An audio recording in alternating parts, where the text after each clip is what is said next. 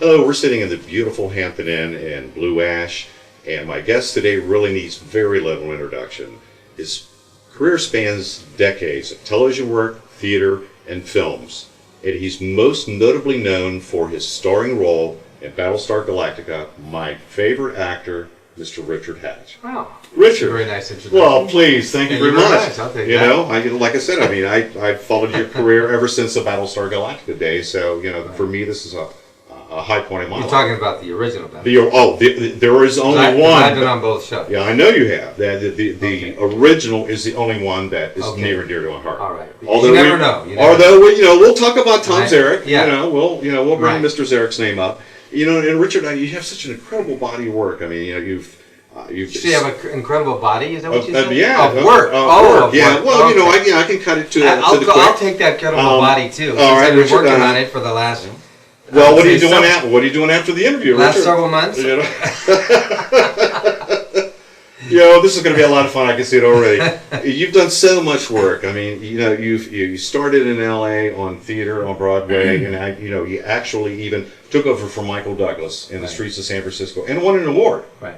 You know, and it's really hard for me just to decide kind of where Yeah, I was nominated for Best Actor for a Golden Globe. This is true for Battlestar Galactica.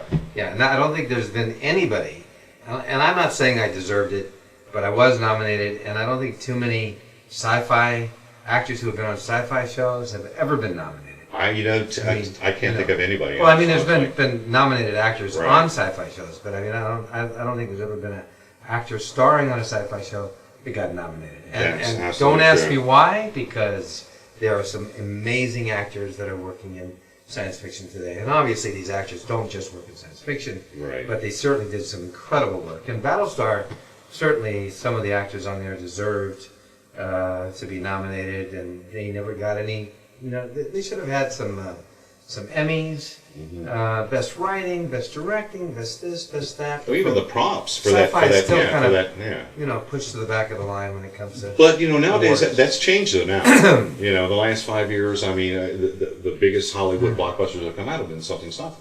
Well, it's probably been that way for quite a few years. I mean, sci-fi has probably generated more revenue than just about any other genre put together, and yet it's still the wayward stepchild Right. of the entertainment industry because it still has this onus. For some reason, sci-fi has this strange onus that people never want to take it seriously. So God knows, things are changing ever so slowly. So who knows? Yeah. Hopefully in the future, they'll look at sci-fi as being prehistory. Hey. I mean, that's the way I'm looking at it. Let's just jump into Battlestar Galactica. I had 10 freaking questions I was going to ask you before that about all the films that you've done. But before I even get into Battlestar Galactica, my wife's favorite TV film is Dead Man's Curve. Wow. She said, if you don't tell Richard I love that movie and continually watch it, she probably watches it twice a year. Well, it's funny because I have movies that I watch over and over again, Braveheart being one of them. When I want to get inspired and I want to feel, the force, I watch Braveheart, I watch Gladiator. There's just films that I love. Alien, Blade Runner. You're naming some of my favorites. There's some incredible. Apocalypse Now I watch. I mean, I love Lawrence of Arabia. I mean, there's some incredible movies. Right. But anyway, I think Dead Man's Curve was certainly a wonderful experience for me because number one, I got to actually play a live, living human being while they were still alive. Usually you play, these kinds of movies after somebody passes away, but the actors were actually on the set, and I got to know them quite well, and me and Bruce Davison performed with them at numerous venues at the Greek Theater in Los Angeles. Wow. We got up on stage and sang with the band, which was a lot of fun. Hey, can you sing, Richard? And I grew up, yeah. Ba ba ba ba ba Baran. All right, there we go. You got me rocking and a rolling, rocking and a reeling. All right, well, where's my recording studio? I was in rock musicals. I mean, I was in Love Me and Love My Children, which was a off-Broadway rock musical for about 9 months. I did Pepper Street for about a year out here in L.A. I've done numerous shows. I wrote songs and sang them on All My Children. In fact, I created a lot of songs on All My Children and used to play those. And me and Tara, who we were the star-crossed lovers of the original All My Children back in the early 70s, and we sang the Leonard Cohen song Suzanne, which was our kind of little, in song between me and her.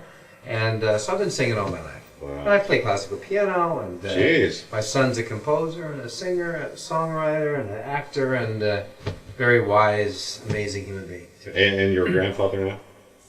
No. Not yet. No. Well, I'm on that. Do I look like a grandfather? Well, no, Richard. I wasn't mean, going to bring that up. No. Jesus fracking. Yeah, well, what the frack, right? Yeah. And you've done like in the 70s and 80s. I mean, my God, you were on every cracking TV show there was. I was a TV every time whore. every time I turned it on, it was Richard Hatch. Yeah. Is there one that really kind of stands out in your mind that you really, really enjoyed? Well, The Waltons was one of my favorite shows. Really? And I got to be on the Waltons a couple of times and play kind of a second generation of Waltons higher up on the mountain. And that was probably one of my favorite experiences. I actually got the role, Wade Walton, over Nick Nolte. Oh, you're kidding me. Yeah. Oh, you go, Richard, go. That was before he hit it with Rich Van Poor Man. Yeah. And I love doing, obviously, Dead Man's Curve. And let's see, what are Is there like a favorite actor that you've worked Oh yeah, with? I did the Half Dozen McCoys, and with Jack Palance, and I played one of the Hatfields and played his son, and I did that, which was a fun piece.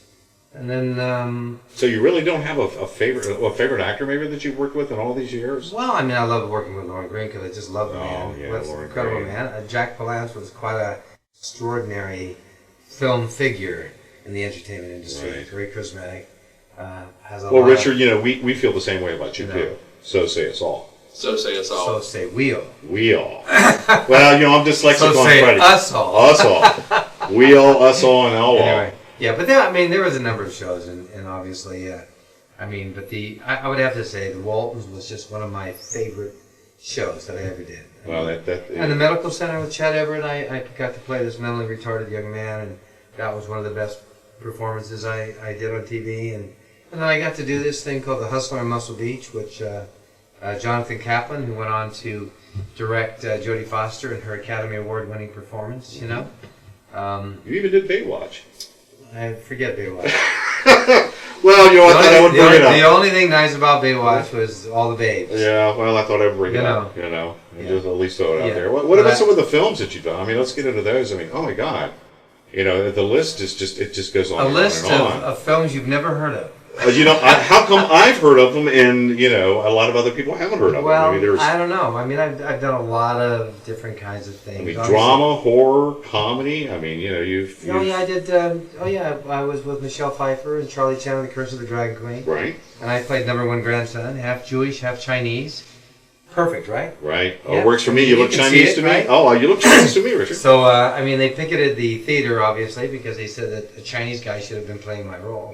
So they were a little pissed off, and I kind of tried to make up to the community by dating lots of Chinese girls, and And how'd that go hoping for they you? would forgive me. And, And how'd that go for you, Richard? Did it go well? No, I don't think they held it against me. Honestly, I'm one of those people that I totally understand. I mean, listen, when there's not enough roles, especially back then for ethnic actors, what does ethnic mean anymore? Because, Right. we are a hodgepodge of cultures, and, we're in the minority now. Yeah, we are very much. Us white boys are in the minority. Yeah. we So, are. probably thankfully so, because probably through thousands of years we've created such havoc in the world. Yes, this But is true. Yeah.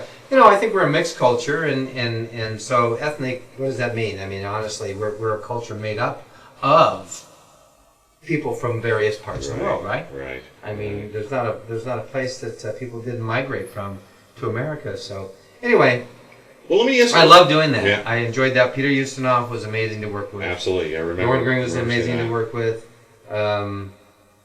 Who else did I work with? I worked with Oh yeah. Oh my God. Yeah. trying to I think now of I'm going actors brain now. dead too. Fred Astaire was on Battlestar. Oh, I got yes. to work with him. Yeah. Just an amazing icon, and I love all those dance movies. I'm probably the only straight What do you- actor I know what do you- that Fred loves Astaire? ballet, Barbra Streisand, Wow. and Donald O'Connor and all the dance Yeah. musicals Oh my gosh. from the 40s and 50s. Well, my wife loves you then already, You know. because that's all she's about. Oh, really? Yeah, she loves musicals. And I watched Dancing with the Stars too. Yeah, that is her favorite. I'm not allowed Don't you to think I talk. should go on that show? You know what? I don't understand why you haven't been on that show. Well, With legs like that, Richard, you should be on that show. You know, I do have good legs. You know, I can see through the You know, jeans. I get it from my mom. Do you really? My mom. Bless your mom. My mom has hot legs. Okay? Yeah, What can I bless your say? mom. But me and my brother, growing up, used to go travel hundreds of miles to find the nearest band, and we would dance all night. Really? We were dancing fools, and he's actually taken classes, and he's competed in all the stuff that they do on Dancing with the Stars. Right. And I wish I'd been doing that for the past 10, 15 years, because then I could go on Dancing with the Stars and kick ass. You know, if Buzz Aldrin can get on there, why can't Richard Hatch? Well, you know why? Because he doesn't mind humiliating himself. This is true. You know. You don't mind humiliating No, yourself? I wouldn't want to go on there but I have to take my hat off. A lot of those people had the courage to go on there, and they had no dance background, no dance training, and they were going up against people who Right. did. Yeah. So, but they hung in there, and they were willing to put it out there, and some of them actually discovered they could dance. Well, this is And true. every week they got better and better, and sometimes they would win the contest. So I guess I just have to find the courage to say yes. Right? Well, I'm gonna start right now. Okay, do a write-in. I'm gonna do a write-in. I would love that. Answer me a question. I know that you played Tom Zarek in the second Battlestar, Yeah. which I really thought was like a dark Apollo. And I mean, Right. I really love that role that you played. Right. But when you walked in there, I mean, how do you think that it did justice to the original? I mean, the show itself. Well, first of all, I mean, nobody worked harder to bring back a continuation series. But at the same time, even in my books that I wrote, continuing the Battlestar saga, I went much darker. The thing was, I didn't lose the sense of humor that the characters had. I didn't lose the sense of family, of camaraderie. But I put all of those characters into more provocative, more challenging circumstances, which is what creates great drama. Right. My biggest problem, I love the original Battlestar, I love the actors, I love the family, I love the mythology. I love the Greek, Mayan, you know, that whole opening sequence for Battlestar. I love all of that. But I wanted us to get more into the core story of life and death, struggling to survive in space, struggling to survive a Holocaust, dealing with the sociological challenges, the political challenges, surviving in space. There were so many wonderful stories to tell, but networks were terrified of being too dark. They were terrified of sci-fi.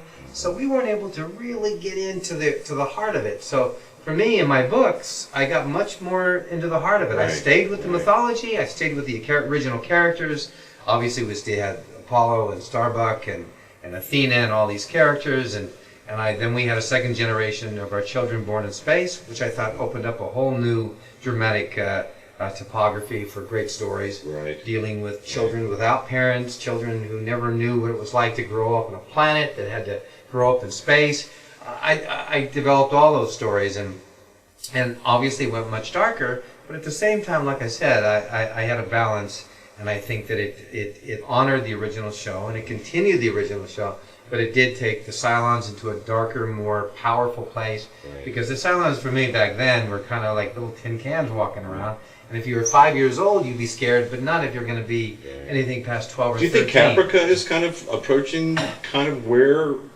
You know something? Yeah. I thought Caprica was brilliant. And I think, again, with Ron Moore, listen, I always felt Battlestar had an amazing story when I did the original. My frustration was, here we got this great story. Why aren't you going and doing something with it? Right. Yes, we have great camaraderie. There's great chemistry of the characters. And the mythology and the basic story is compelling, and people loved it. But we had so much potential there that we weren't operating on. And it wasn't the producer's fault. It was the networks. The networks were terrified of being too this, too that, alienating their audience. They were even uptight about Starbuck with a cigar. Yeah. So for me, the new Battlestar, even though I worked hard to bring back the original and do a continuation series, which is what would have been my preference, only because I think you could have built a bridge to the past, and then you could have explored a lot of the stuff that Ron Moore went in. And to tell you the truth, you know, I would have loved to have, if I was doing it, if I had been doing it, and I was pitching to the networks back then before Right. anybody came into the This picture. is the trailer that you made, right? Yeah, I did the Second Coming trailer, and then I was pitching to the networks, and I had all these companies wanting to partner up with me and go into Universal and actually do a new, either a movie or a new television series. And I would have loved to have even had, Ron Moore to come on and write, because I respected Ron Moore's work, and everybody had said such positive things about him.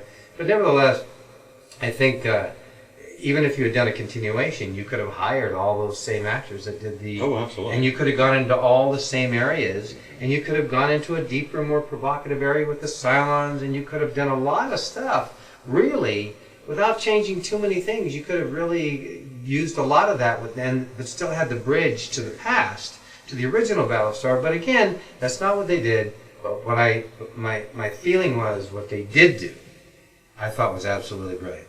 And I, as an actor, I, as a writer, as a director, I'm telling you, the kind of material, the kind of complex characters they created, the subject matter that they got into, I thought it was the best science fiction show on TV ever. Certainly, it didn't have the what's the word? The kind of energy that the original had, especially in the beginning episodes. Right. You know that kind of bigger than life.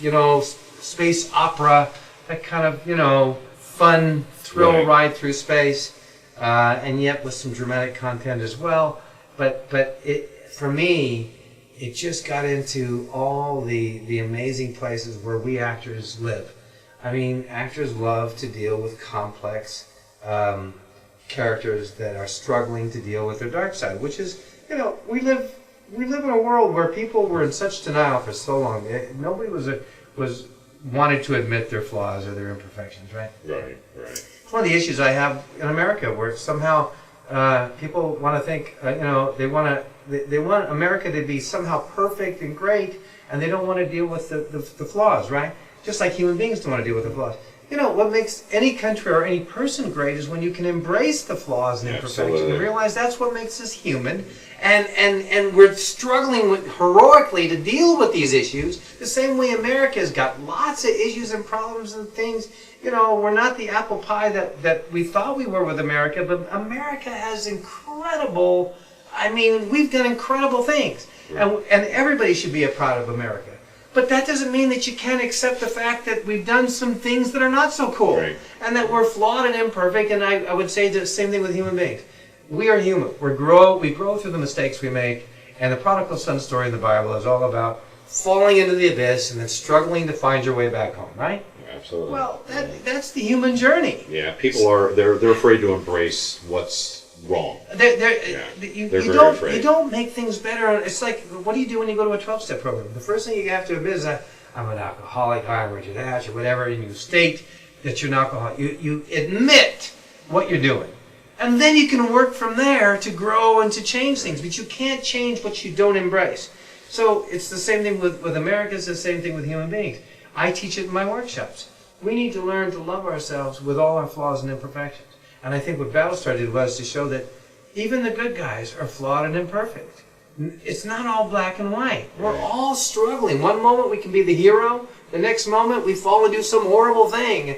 And the problem with us somehow is that when we do that horrible thing or fall into the abyss or lose our way, we have a tough time forgiving ourselves. Yeah, we beat ourselves up. Thank God for Catholics. You can go into the Catholics, I didn't think that was going to come up tonight. But no, but they have a system where you can go in and because people have a tough time forgiving themselves, they can go in and get forgiven. Right. And I think we need to learn how to forgive ourselves and others for our flaws, our foibles, the mistakes we make, and pick ourselves up, dust ourselves off, and realize that we're still amazing human beings capable of doing extraordinary things, and that just because you screwed up or you made a horrible mistake or maybe you ran away instead of faced your fear, it's okay.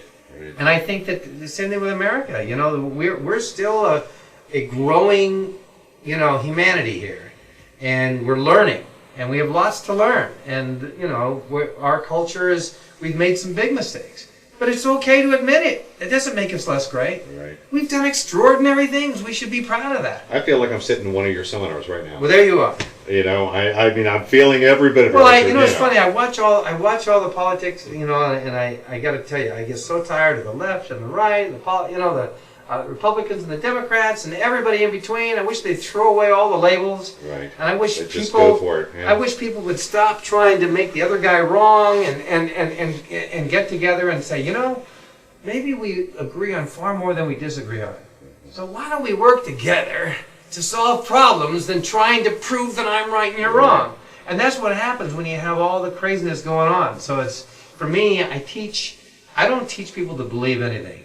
What I do teach people to do is to think, to actually step out of the box, stop buying into sound bites, stop buying into the judgments and belief systems that other people laid on them when they were children. Oh, you're stupid, you're not smart enough, you're not fast enough, you're not good looking enough. All the labels that inhibit people. And I said, throw all that stuff away and start realizing, in fact, it's a good thing to go into a bookstore and just pick up autobiographies and realize how people of every age, every background, every 5'2", 300 pounds, doesn't matter whether you're big, small, tall, whatever, people have done extraordinary things. Absolutely. So there's nothing stopping you from going out there and accomplishing in your life. You are everything you need already. Yeah, and I teach, and then, you know, acting for me is a metaphor for life. Acting, every role I've ever played has taught me about life. It has created more understanding and empathy and understanding for the other guy, because I had to step into the other guy's shoes and walk his walk, look through his eyes, and realize why he did what he did. Because you do have to have an understanding of the character you play. You know, and even the bad guys, the so-called bad guys, and we certainly have gotten away a little bit from the all good, all bad guy. Because honestly, most of us, vast majority of people are one step away from the street, one paycheck away from being on the street. Everybody, under the right circumstances, is capable of, for the most part, of doing anything. There's been people that never thought in a million years they would kill somebody, and then in a fit of rage, some horrible thing, they weren't a murderer, they weren't a killer, they weren't anything, but in a fit of rage, they lost it, and God knows they did something, right? Yeah. And Know thyself. And I just think that every one of us, in the right circumstances, is capable. And if you had enough pressure, or your family, and you were struggling, you couldn't pay the bills, and you watched your kids getting sick because you can't get health care, you might be a guy that goes and robs the liquor store.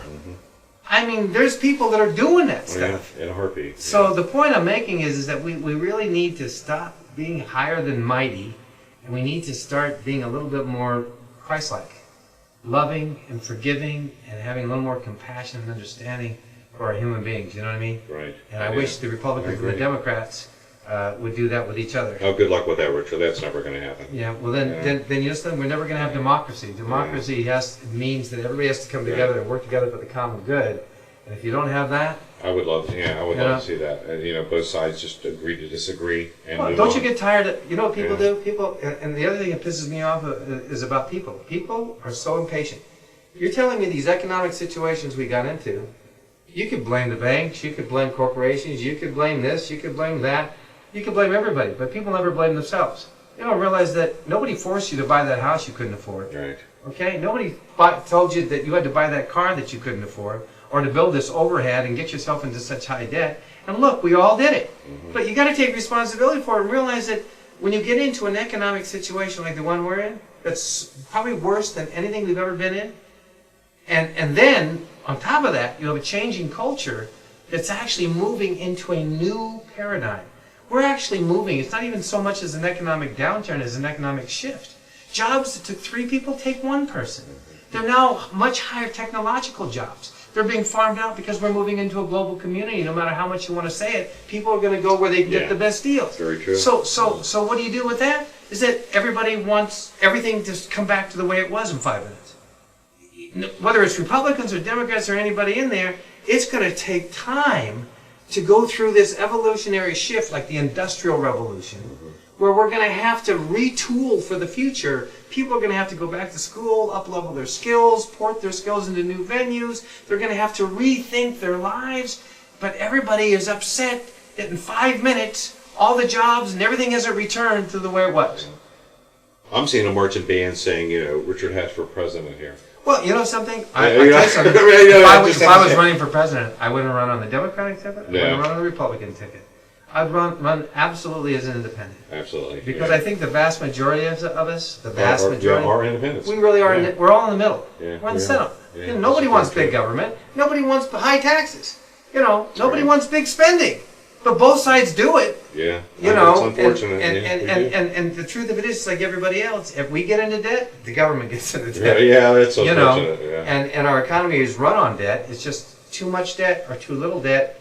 the economy fails. Yeah, this is true. So it's a fine line. But I didn't mean to get into all this. No, other that's stuff, okay, Richard. I mean, I feel very strongly about all these issues. If I didn't think you didn't feel strongly, I would have stopped you 10 minutes ago. Okay. Let me kind of shift gears Yeah. a little bit. In 2011, to me, it looks like you have all these films coming out. Right. The Pod, Who the Frack, if you're looking for actors, Richard, I'd be glad to be in that. Oh, okay. You know, I didn't realize you were an actor. Well, You're an actor? yes, I am an actor. Are you coming to my class tomorrow? No, I know because my son-in-law. Well, Oh, I actually can't say excuses. that out loud. Excuses. No, it's not an excuse. My daughter, her boyfriend just flew up last weekend from North Carolina and asked for our permission to marry our Oh, daughter. you're kidding. No, and they're both coming up Bring tomorrow. them to me and let me get them. No, Richard, I'd be Okay. afraid to bring them anywhere. No, near I'm you, going to yeah. put them through the ringer. I'm going to find out Oh. if these two people are right for each other. My wife talked to him for 4 hours. I think that she can be pretty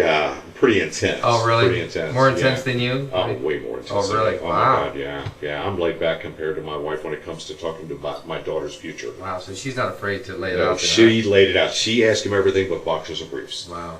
And I kept saying, Donna, How old's your daughter? My daughter's 28. Wow. Yeah, she became an OB about Too 2.5 bad. We could have years gone ago. out. Had you introduced me Hey, a couple years ago, I could be the one getting married. You could be, but I'm sure that there's a lot of women chasing you around everywhere you go, Richard. So, But not the right ones. You ever well- notice that the ones we like don't like us back? Yeah, and the I ones know how that is. Not the ones we don't like, but the ones that we don't feel are right for us, are Right. the ones who seem to love us. It's.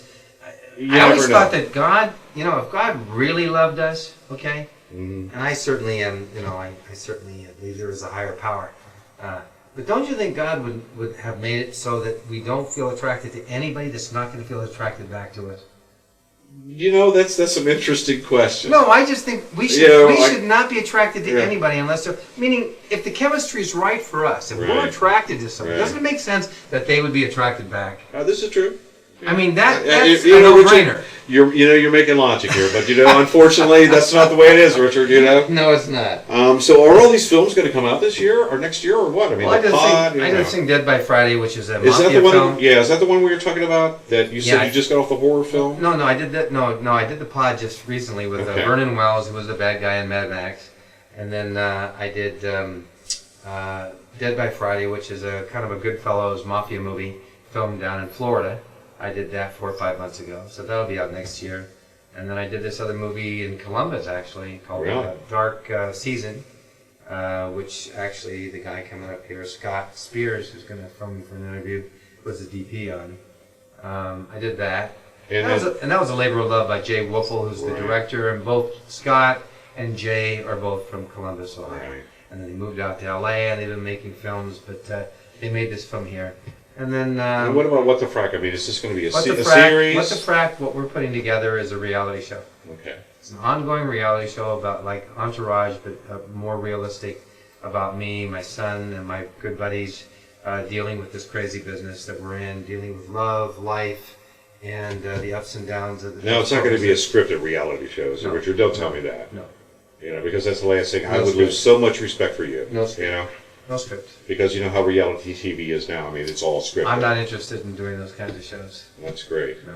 I mean, I'm really, really happy that it's going to be a real thing. Yeah. And I can tell that you're so passionate about everything. From the heart, my friend. Everything that that you said tonight. I mean, I can tell you're so passionate about. You love the industry. You have great I ideas. I care about the world. I care about people, and I'm Do you care about me, Richard? I do. Oh well, I appreciate that. Are we friends today, Richard? From a distance. You ever heard that song? Yeah, From a Distance? I've heard from a distance. From a Yeah, distance. thanks. Okay. We are friends. Yeah, from a distance. Yeah, that's what my wife says too. Yeah. No, but I think it's funny. I've gotten to know Edward almost from obviously the new Battlestar and so many of the other actors, and people that are in the business. Actors come from all walks of life. Actors aren't what most people think they are. These bigger than life, arrogant, egotistical, self-serving individuals. That most of the actors that I know that have been in this business for longer than 5 minutes, they care about the world. They're involved in the political aspects of it. They want to see a better world. They want to see a better life. And that's another aspect that I think. How in the world can you have people hating the other side when most people want only, they may believe differently, but we want Same We thing. want good Yeah. things. Yeah, everybody wants the We same want a thing. better world. We want a better country. We want a better life. So how is it that we can hate people because they think differently than us? Right. I mean, I don't understand how a Republican can hate a Democrat or a Democrat can hate a Republican. It's like two kids in a schoolyard. Yeah. That's what I'm talking Yeah. about. I mean, Kids in a hate, schoolyard. I can understand that you disagree and you may be passionate in your disagreement, but to hate somebody, I mean, when they want they don't want something bad, they want something good. Right. Maybe they think there's a different way to get there, but I mean, I see this, and it's one of the reasons why 30 years ago, in between my acting things, I was on All My Children, and then I was doing Off-Broadway, and then I came out here to LA, and I got onto Streets, replaced Michael Douglas, and then I went into Battlestar, and then I've done a host of movies of the week and stuff like this, but in and around it, I was always a teacher, and I was always teaching and getting invited to schools and colleges and doing workshops to inspire people. And I was also, for me, searching. I was always searching for a deeper meaning of life, trying to find a better understanding of why the world and I could never understand why the world is the way it is. Right. I could never understand how we do some of the things that we do. It never made sense to me. So I was trying to understand, and also trying to understand how can we have a better world, and how can we work together more, and how can we be more productive, and why is it that most men and women live lives of quiet desperation, like Thoreau says, and why do most people work way too hard for way too little? And it's one of the reasons I started doing my workshops, to help people leverage their talents and abilities into the marketplace in a more powerful way. Right. Helping people to wake up and find out what they're really good at, find out what's getting in the way of going out there and doing what they really want to do. And by the way, these economic times, it's all about changing the way you do everything. It's about moving out of the box. It's about getting honest with yourself. It's about finding out where you're really talented, going back, up-leveling your skills, porting them into new venues for the future, and you might find more success than you've ever had doing something that you actually like doing and something that you're actually gifted at, so that instead of ending up working way too hard for way too little, you start earning the kind of money that you actually deserve and are capable of making. And believe it or not, I've seen people do extraordinary things. I'm coaching this one lady here, Tanya, and she was underselling herself. One of the best photographers in the area, and she was lowballing herself. It's one thing to have competitive prices or to have very reasonable prices, but she didn't feel worthy. And worthiness has nothing to do with being smart, good-looking, talented. It's a belief you buy into at a very, very young age, and it's usually supported by things that happen to us in life. And she didn't feel worthy, worthwhile, worth charging more. And all of a sudden, she made that step with a little support, emotional support. Nobody can do it for you, but with a little bit of support and inspiration, all of us are capable of going out there like athletes. That good coach can't do it for you, but they can help you to find that extra 10% inside of you. You know what I mean? You're motivating me. We all need, Yeah. but we all need a good I coach, a good life coach. Absolutely. Listen, there's a lot of bad ones, there's a lot of bad psychiatrists, psychologists, but the right one for you can just say the right things at the right time. They can turn the light on inside of you and give you that feeling that you can do it. Right. And sometimes we didn't get that from our families. I didn't get it as an actor. Acting was not an easy thing for me. I struggled because my self-esteem was so low, my fear level was high. I was so, self-conscious. Those are three things that I would never believe. Terrified of you. of being Yeah. up in front of a room or even looking a girl in the eyes. I couldn't even make eye contact with a girl if I thought she was cute. If I got up in front of a room, people thought I had a voice impediment. I'd start babbling. That's how terrified I was. And I went to an acting class because somebody said that would help me. And I said, help me. And I was terrified to go, but I trusted this person. And I went to the workshop. It had a sign on the door, no acting, please. And I thought, that's interesting for a acting workshop. It says, no acting, please. And the workshop had all kinds of big actors in it walking around at the time. Sue Lyon, that played the original Lolita, Jack Nicholson, and various actors were walking in and out of that class. And I worked with that class, the Eric Morris Actors Workshop, on and off for about 10, 15 years. And it changed my whole life. It taught me the tools for life. to deal with all of the stuff that had happened to me in my childhood, how to deal with fear and insecurity, how to stand up in front of a room, how to embrace, forgive, and surrender and let go, how to make eye contact, how to connect, how to open my imagination, how to do all of these things that I could use in every aspect of life. That's what I loved about the class, is that not only was it an extraordinary acting class, but it was a class for life. And that's what I ended up teaching in my own way in all the workshops I do. It's all about, acting helps you to explore all the facets of your own personality, helps you to also connect to different kinds of people that you may not have a relationship to or don't understand, teaches you communication skills, how to deal with your fears and insecurities. It tells you how to step up and own the space. You know what I mean? Most people are terrified. I mean, people were afraid to come to my class because, acting, I can't get up. Oh, it's Richard Hatch. I can't do it. And I said, listen, do you realize that I struggle with all of these things? And still do. I go in and out of all these things. And I said, but it's a process. And, forget whether you ever want to be an actor or not. 99% of people that come to acting class never end up being actors. Right. They end up being, lawyers and truck drivers and housewives and this and that. And you never know the ones that are actually going to make it, but if you love it, it can turn into a passionate hobby. Some of the best actors I know do community theater, or they do summer theater, and they do it, on the side, but they love it. It's their passion, it's their hobby. It doesn't have to be a life thing, but I said, what you learn from it, what you get from it, you can apply in all areas of your life. So anyway, that's why I do these workshops like I'm doing here in Ohio. And you're here with SOPA here in Yeah. Cincinnati right now. And they're an organization of actors and producers and writers and people that want to put together projects and films and support each other in that process.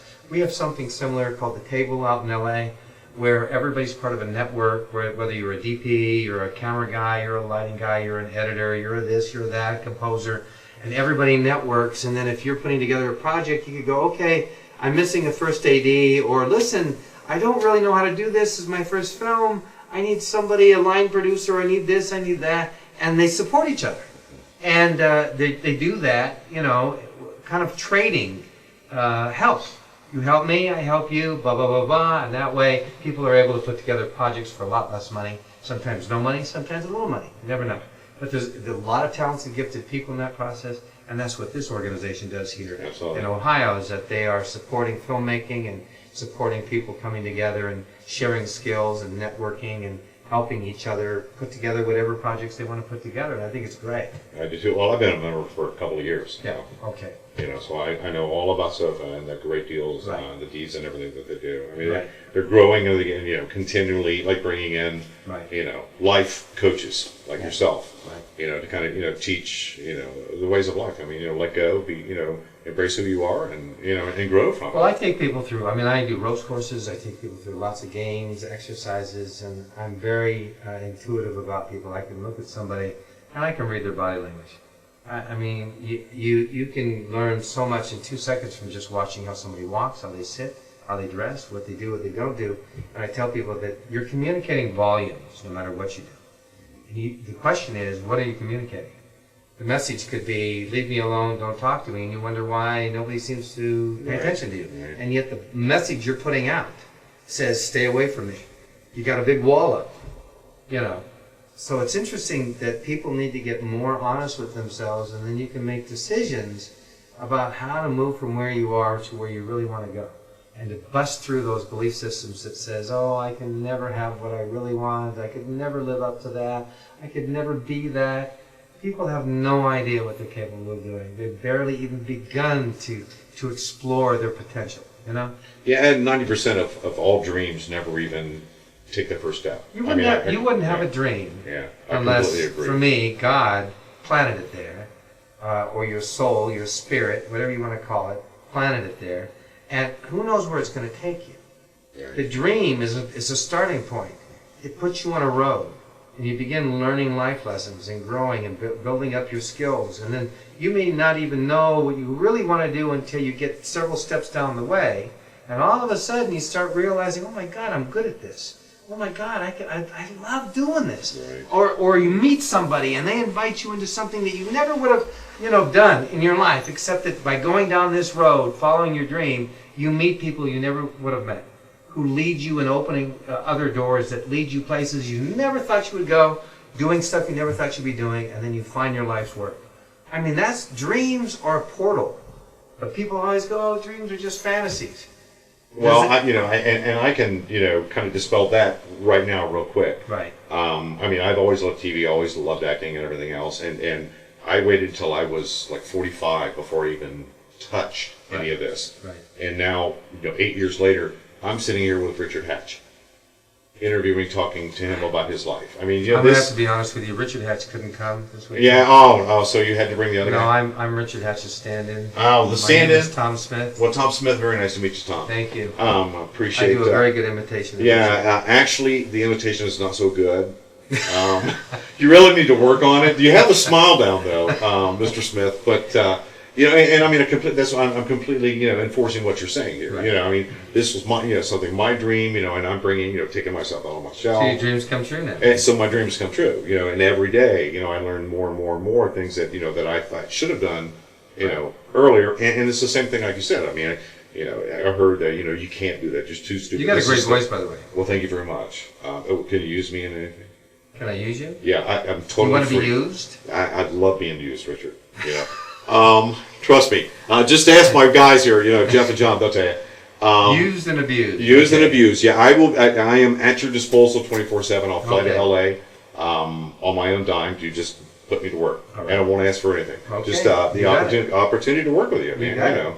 Like I said, you've been. Yeah, I one of my- database everybody, and I database everybody because you never I know. would too. Yeah, you you're never doing know. a project that Absolutely. calls for a certain kind of guy, and that's who you do. We just did casting sessions for this movie presentation that I'm directing. It's a period piece called White Wings. We're doing it in Utah.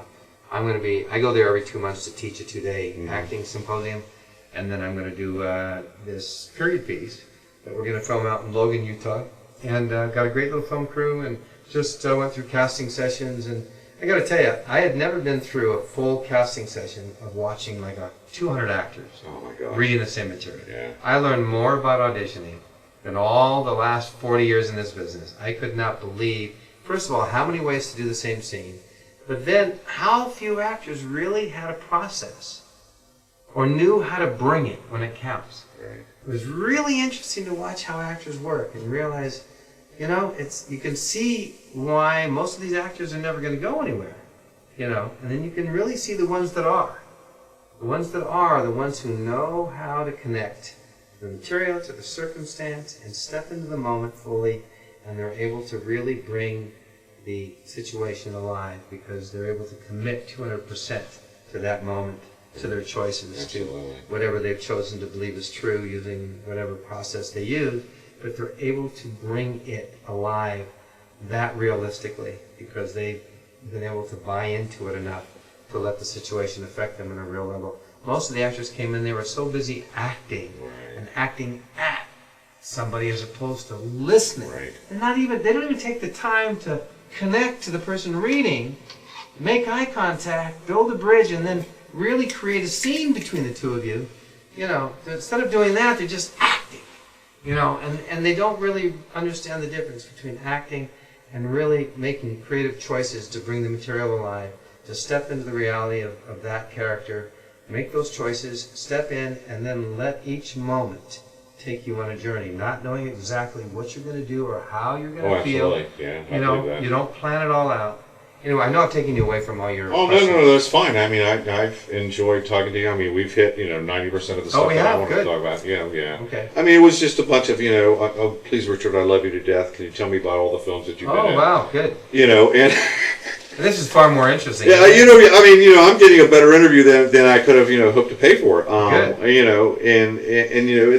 Tell me what's next for Tom Smith.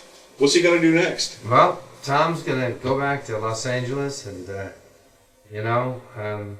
he's a pretty restless guy because he's in a time of change for himself. What kind of change, Richard? He's been acting for, I've been acting for a long time, and honestly, I realized that most of the time when I'm being asked to go audition, I'm auditioning for something I'm not even interested in doing.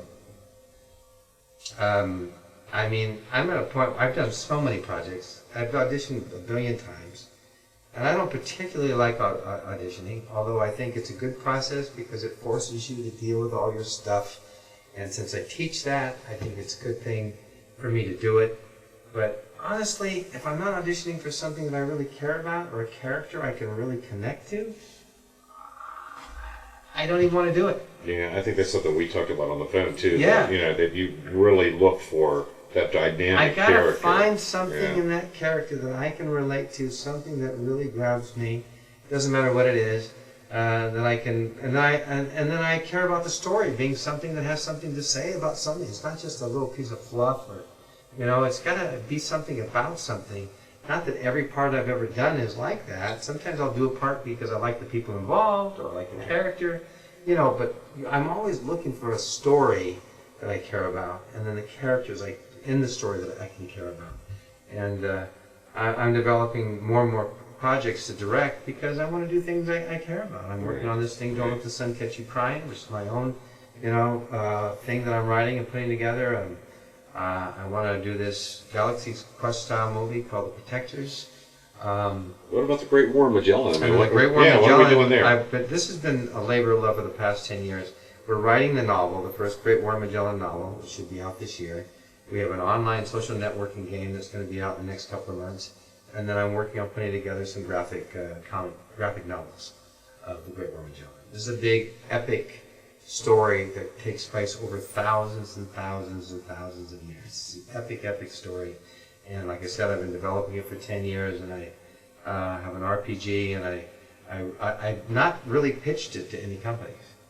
So I'm now getting to a point now where I want to bring it to the marketplace. Gotcha. Well, I'm sure you'll find an audience Yeah. in today's market. Right. I mean, now is the best time to hit. Well, I'm moving more and more into producing and directing and writing, and I still love acting, but it's got to be something that I really want to do, or something that's with people that I really want to work with. I mean, that's the way I feel now. I mean, Right. I've done so much of the other. Just going in for an audition with 100 people is just not exciting to me. Yeah. Catapults can be arduous. But I mean, if it's a good piece of material that's interesting that I can connect to, then I'm willing to go in. I just read for what's it called, Castle, for a role in Castle. I really like that role that I got a chance to read for. But I'm in a weird place because I'm also, back when I was 25, 26, 27, 28, in my 20s, I basically played always 4 or 5 years younger, or I could play my age, but I was always in that age range where I fit in. Right. But as I got into my 30s, it got different because I was kind of neither here nor there. I was older than the character. I was much older than the characters I was going up for. Even though I looked really young, I wasn't quite that age, and I didn't look my own age. Right. It's an So if awkward they age. send me in now, they don't know whether if they sent me in for somebody my own age, I'd be walking in there with a lot of grandfathers. Yeah. And you think, why is he here? And when I read for this part, which was a much younger age than me, I went in there and half those guys, in fact all those guys, look 10 years older than me. Because I look a lot younger than myself, because I do a lot of special Yeah, I was exercises. thinking you were like, what, 45? I'm 65. Okay. Well, I was saying 45. Yeah. Yeah. I know. So the point I'm making is that it's really hard to place me, I It think. is, yeah. Now, unless a director really loves my work and wants to put me in something and they're not worried about it, but if I just go in generically to read for something, they're looking for a particular type or age frame, you know what I mean? Right. And if they don't know me particularly from something I did, some casting people have never seen you. Because there are a lot of new, young casting people that never watched your show. Right. Or watched the things that Well, you it's did. kind of hard to believe in today's market, Well, when I went in for Castle, all the casting directors in there were big Battlestar fans. So that was kind of nice to go in and have people recognize you and be glad that you're there and all that good stuff. But anyway, it has been a challenging thing, I think, placing me. What age group? And I'd probably get a lot more work if I was gray and, you know what I mean, had a beard and looked my age. I'd probably get a lot more work. But anyway, I'm not worried about that because for the most part, I love this industry. I love great movies. I love great books. I love things that for me, I love the kind of movies that will shake you up, take you on a journey, you know, make you laugh, make you cry, but leave you with hope at the end of the day. You know what I mean? I agree. I don't want to walk yeah. out of the movie theater want to cut my throat because I'm so depressed. Yeah. You know, and so I like a happy ending. yeah, I want to make. Yeah, It doesn't have to be happy. Well, I mean, I know just what you're want saying. hope. Yeah. I want hope. I want Right. there to be that feeling of hope that There things. is a future. Yeah, that there is a future. And anyway, so I'm developing projects that things that I was afraid to do years ago because again my self-esteem was so low, and I could have done it because today I'm realizing people that went out there and did it, they weren't any more talented than me. Not that there aren't more talented people than me doing it, but what the point I'm making is I put everybody up on a pedestal thinking, oh, you know, I could never do that. I was sitting there really underestimating my own potential and what I was capable of. Yeah. So And I totally you know, get where you're going with all that. listen, I got asked. I used to say no out of fear, and then and then I started getting to trusting myself that even if I was terrified, I said yes. You know, it's like what they used to do with actors. You know, can you ride a horse? Can you do a racetrack? Are you willing to do stunts? Sure, Can you do sure, it? Oh, sure, sure. sure. And then of course, then you go out there and find a way to do it, Right. even if you never did it before, right? Right. Well, same thing. I'd never done an infomercial. And these people put me in with these lawyers who wanted to shoot an infomercial on the securities industry. I knew nothing about the securities industry. I'd never worked with lawyers. I'd never directed anything other than a couple of my own little movie trailers. Right. But honestly, it was like, and I said yes. So then the next point is to research.